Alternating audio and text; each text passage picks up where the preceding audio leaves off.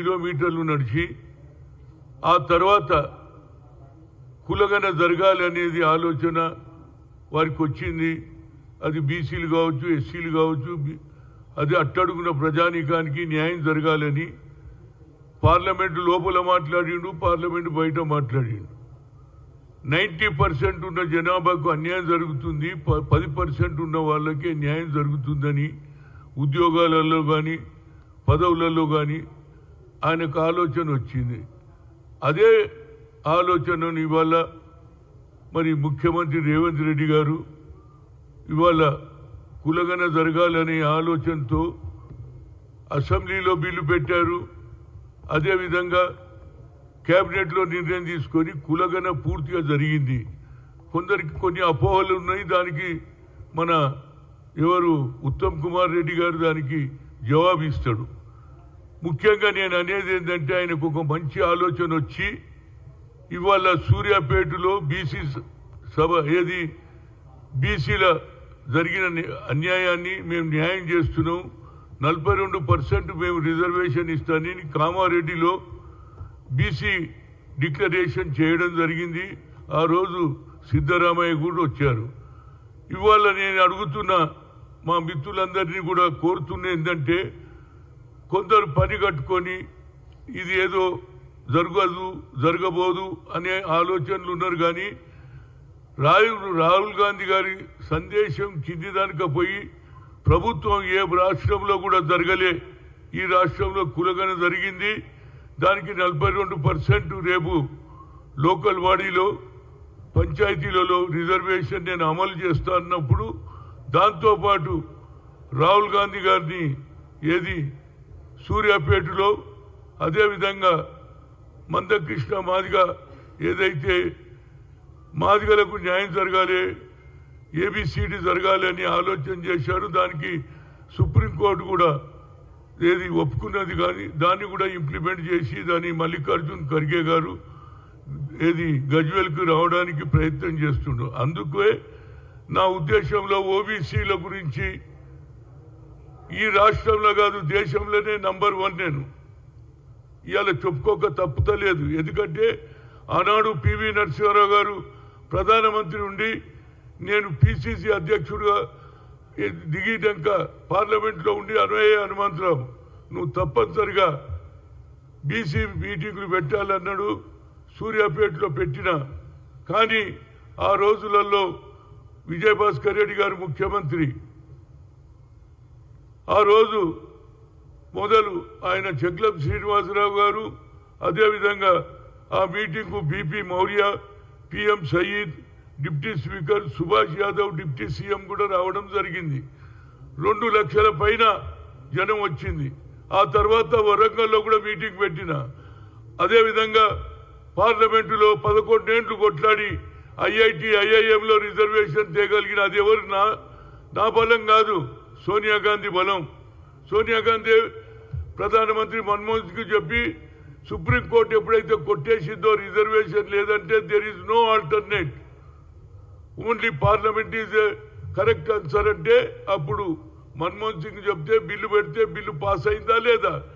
ఇవాళ UPA chairperson చేసింది, కానీ మన కాంగ్రెస్ నాయకులు ప్రతి దగ్గర కూడా చెప్పాలి. ఇవాళ రేవంత్ రెడ్డి గారు ఏమంటున్నాం, మనం అభివృద్ధి కార్యక్రమాలు ఏమేం చేసినాం ప్రజల దగ్గరికి పోవాలంటున్నాం.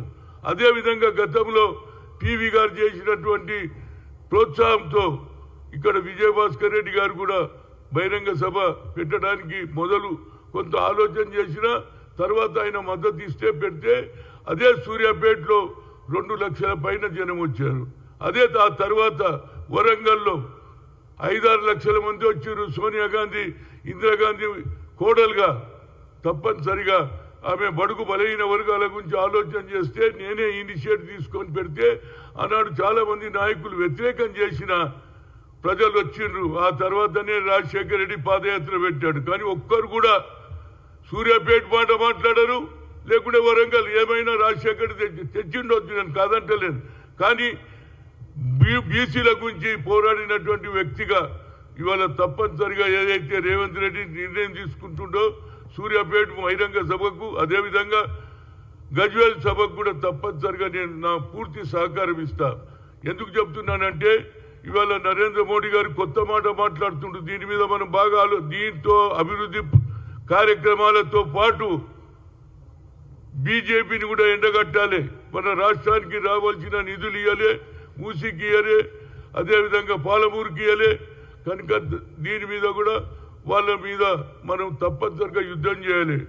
వారు పార్లమెంటు రాజ్యసభలో ఏమన్నాడు, వారికి ఫ్యామిలీ ముఖ్యమట. అంటే కాంగ్రెస్ కు ఫ్యామిలీ. ఈయన నేషన్ ఫస్ట్ అంటున్నాడు. ఇంకోటి ఏమన్నాడు, సబ్కా సాత్. కాంగ్రెస్ కు అర్థమైతే లేదట. అంబేద్కర్ ను వ్యతిరేకించాము, అంబేద్కర్ కు అవమానం చేసినాం అంటున్నావు. నరేంద్ర మోడీ, అమిత్ షా ఏమన్నాడు రాజ్యసభలో, బాబాసాహెబ్ అంబేద్కర్ ఈ దేశానికి రాజ్యాంగం రాస్తే ఆయనను అవమానపరిచిండా లేదా? ఆయన పేరు ఇదొక ఫోకస్ అయిపోతుంది, ఇదొక సిస్టమ్ అయిపోతుంది, మజాక్ అయిపోతుంది. దేవుణ్ణన్న పూజ చేస్తే స్వర్గానికి పోతారని చెప్పినటువంటి మీద ఇప్పటి వరకు అపాలజీ చెప్పాడు, దాని గురించి మాట్లాడారు. అదేవిధంగా మోహన్ భగత్ ఏమంటున్నాడు, స్వాతంత్రం ఎవరు తెచ్చిండ్రు? స్వాతంత్ర సమరయోధులు. షహీద్ భగత్ సింగ్ లాంటి వాళ్ళు ఎంతో మంది ఉరికి ప్రాణాలు అర్పించారు, జైళ్ల పాలైనరు. వాళ్ళని మర్చిపోయిన స్వాతంత్ర సమరయోధులను అవమానపరిచేందుకు అయోధ్యలో గుడి కట్టిన తర్వాతే నిజమైన స్వాతంత్రం వచ్చింది. ఈ 2 పాయింట్లు కూడా మనం జిల్లాలలో అభివృద్ధితో పాటు బీజేపీని కూడా ఎండగట్టాలి. అంటే వాళ్ళకు ఆలోచన లేదు, రిజర్వేషన్ ఇవ్వాలనేది లేదు. కేవలం హిందూ పేర్ల మీదనే ఓట్లు తీసుకోవాలని చూస్తున్నారు. అన్నిటికంటే ముఖ్యంగా ఒకే కుటుంబం అంటున్నాం, అంతగానే నీకు ఆలోచన ఉండాలి. ఆ కుటుంబం త్యాగం చేసింది నరేంద్ర మోడీ, తల్లి త్యాగం చేసింది, కొడుకు త్యాగం చేశాడు. ఈ మాటలు కూడా మనం ప్రజల్లో చెప్పాలి.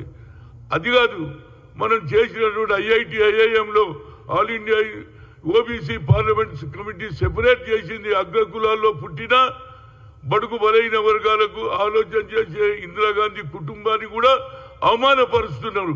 అటు అంబేద్కర్ని అవమానపరుస్తున్నారు, ఇక్కడ స్వాతంత్రాన్ని అవమానపరుస్తున్నారు. కాబట్టి తప్పనిసరిగా as a OBC parliament committee కన్వీనర్గా తప్పనిసరిగా ఎండగట్టాలి.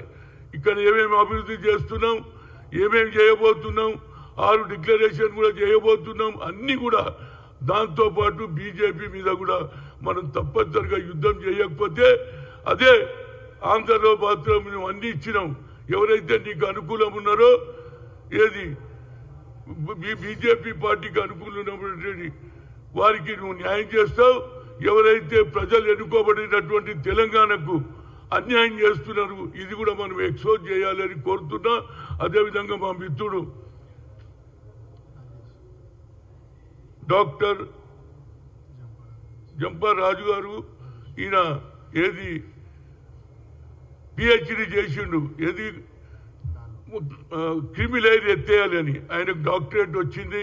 నిజంగా కూడా అన్యాయం జరుగుతుంది, మైక్ కావాలం క్రిమిలేర్ కూడా ఎత్తేయాలి అనేది కూడా మన వారి ఆలోచన. దానికి డాక్టరేట్ కూడా ఇచ్చిండ్రు. నేను అనేది ఒక్కటే, ఇవాళ ప్రెస్ కాన్ఫరెన్స్ల కంటే ఊర్లో పోటీ వాళ్ళరా బాబు. నా ఉద్దేశంలో నేను పోతున్నా, ఎక్కడ అన్యాయం జరుగుతే అక్కడ పోతున్నా, ఎక్కడ రైతులకు సంఖ్యలు చేస్తే పోతున్నా, హరిజనుల మీద అట్రాసిటీ చేస్తే పోతున్నా, పసిపిల్లలను రేప్ చేస్తే పోయానికి శిక్ష విధిస్తున్నా. కనుక నా ఉద్దేశంలో గ్రామాలకు వెళ్ళమని అలా చెప్పిండు ఎవరు, రేవంత్ రెడ్డి. కనుక తప్పనిసరిగా తిరుగుతా నేను. ఎందుకంటే ఓబీసీల గుర్తింపు యావత్ భారతదేశంలో హనుమంతరావు అంటే ఓబీసీకి హనుమంతరావు అంటారు. ఇది నా పేరు చెప్పకపోయినా సోనియా గాంధీ యూపీఏ పర్సన్ చేసింది. ఐఐటి ఐఐఎంలో రిజర్వేషన్, అదేవిధంగా ఓబీసీ పార్లమెంట్ కమిటీ సెపరేట్ చేసిందని గ్రామాల్లో మనం చెప్పాలి.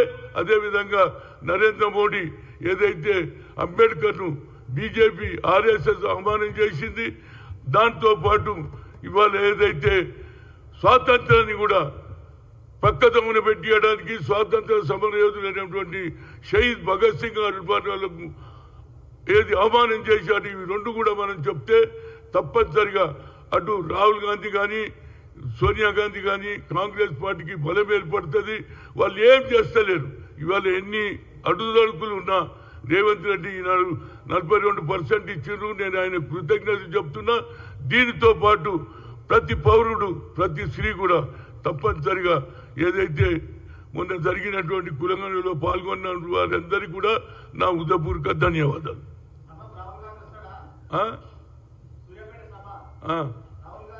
రాహుల్ గాంధీని పిలుస్తా అంటుండు కదా, రేవంత్ రెడ్డి పిలిచినాక రాడావా? ఒకటే స్టేట్ ఏదైతే రాహుల్ గాంధీ సందేశాన్ని తూచా తప్పకుండా అమలు చేస్తే ఆయన తప్పనిసరిగా వస్తాడు, ఖర్గే కూడా వస్తాడని చెప్తున్నా. దీనికి కొందరు వ్యతిరేకం చేయడానికి ప్రయత్నం చేస్తే దాన్ని మనం ప్రజల దగ్గరకు పోవాలి, మనం చేసిన అభివృద్ధి చెప్పాలి. రేవంత్ అదేవిధంగా బీజేపీ ఆర్ఎస్ఎస్ చేస్తున్నటువంటి అంబేద్కర్కి అవమానం, స్వాతంత్ర సమయంలో ఈ రెండు కూడా ప్రజల్లోకి వెళ్ళాలనే ఉద్దేశం పివి గారు చేసిన ఆ రోజుల్లో. పివి గారికి ఆలోచన వచ్చింది, బడుగు బలహీన గురించి ఆలోచన ఆయన కూడా అగ్రకులాల్లో పుట్టినా పేదవారి గురించి ఆలోచన చేశాడు. అక్కడ ఆయన ఎవరు చక్లం శ్రీనివాసరావు గారు శ్రద్ధ వహించారు, మిగతా నాయకులు సక్సెస్ అయింది. అదేవిధంగా రేపు కూడా సూర్యాపేట సభ సక్సెస్ కావడానికి నా శాయశక్తుల కృషి చేస్తా. రైట్.